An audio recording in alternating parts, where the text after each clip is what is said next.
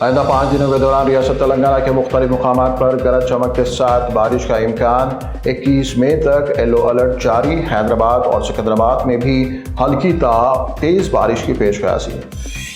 ریاستی سطح پر T S کی جگہ ٹی جی کا استعمال کرنے حکومت تلنگانہ کی تمام محکمہ جات کو ہدایت۔ ٹی جی مخفف کے استعمال کو فوری اثر کے ساتھ یقینی بنانے وزیر اعلیٰ تلنگانہ ریونت ریڈی کا حکم۔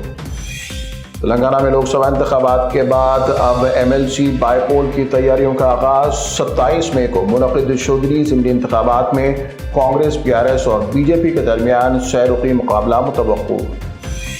حیدرآباد کے علاقے لنگر ہاؤس میں بے قابو کار کی ٹکر سے 3 افراد زخمی۔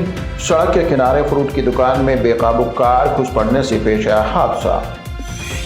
وزیر اعظم نریندر مودی کی کھٹاکھٹ تنقید پر سماجوادی پارٹی سربراہ اکھلیش یادو کا فٹافٹ جواب۔ کہا کہ پی ایم مودی کو عنقریب عوام الناس ان کے اعلیٰ عہدے سے ہٹائے گی فٹافٹ۔